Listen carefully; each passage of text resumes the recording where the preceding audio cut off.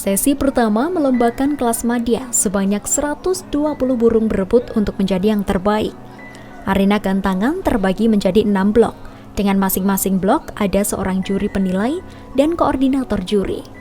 Di masing-masing blok juga ada petugas dari panitia sebagai koordinator lapangan untuk memberitahukan juri saat ada burung yang berbunyi. Saat babak pertama dimulai, beberapa burung langsung menunjukkan kualitas anggungannya.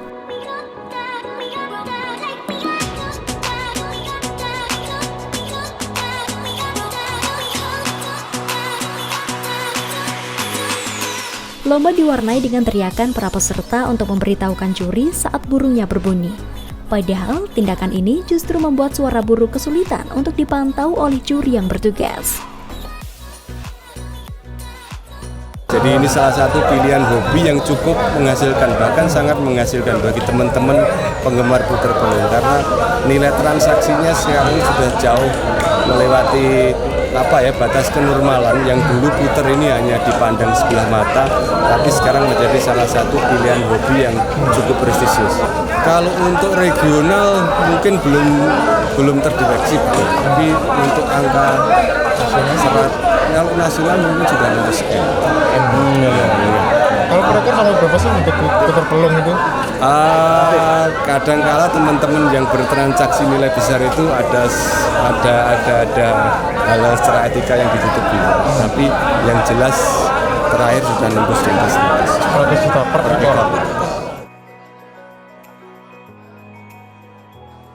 Yang menjadi penilaian dalam lomba ini adalah meliputi keunikan suara, yang meliputi suara depan atau bagian komponen dari satu alunan anggung yang terdengar pertama kali pada saat burung puter pelung mengeluarkan suara dengan lengkap.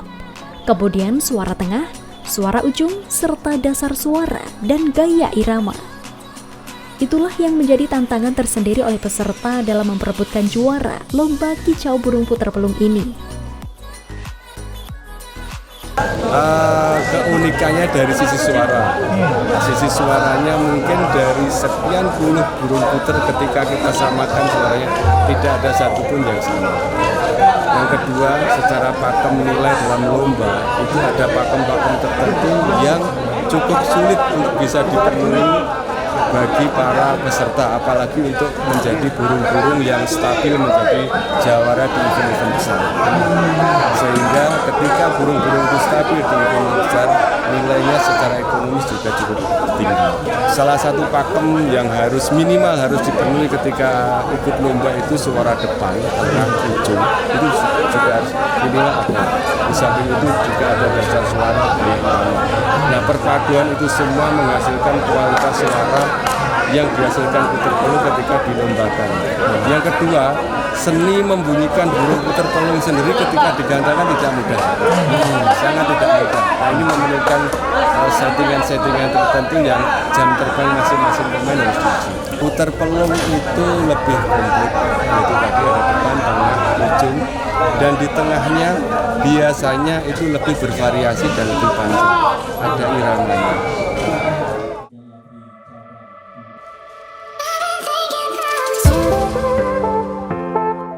Sesi pertama kelas madya berhasil mengantarkan Sarmila untuk menjadi juara 1. Juara 2 kelas madya diraih oleh New Albab dari Semarang. Disusul Pangeran Sombo dari Sidoarjo yang duduk di posisi ketiga, serta Brojo Musti dari Madiun yang berhasil meraih juara 4 dan Gempar dari Sumeneb Madura dan merebut juara 5.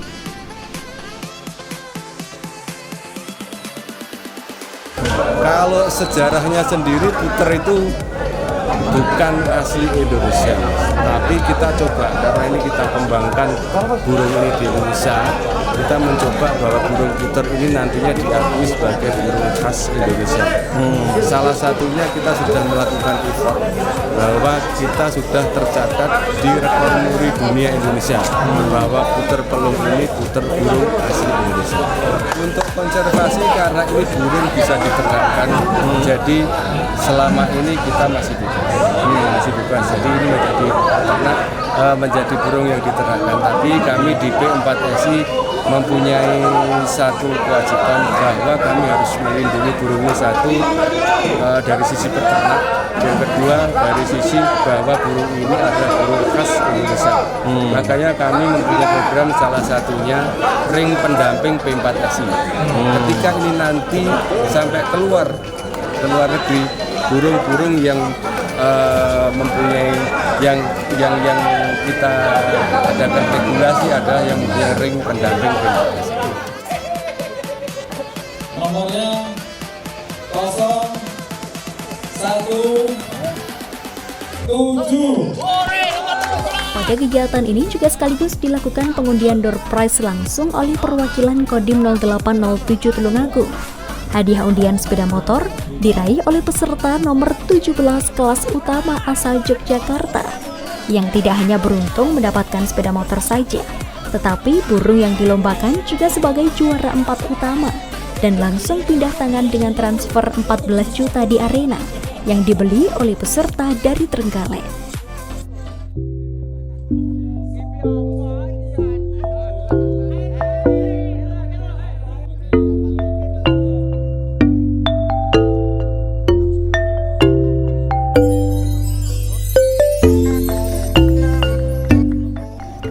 Kemudian dilanjutkan dengan penyerahan trofi hadiah lomba baik kelas madya maupun utama. Untuk kelas utama, akhirnya burung puter pelung dengan nama Janur Kuning dari Probolinggo resmi dinobatkan menjadi juara pertama setelah mampu mengalahkan Sumber Nyowo dari Surabaya.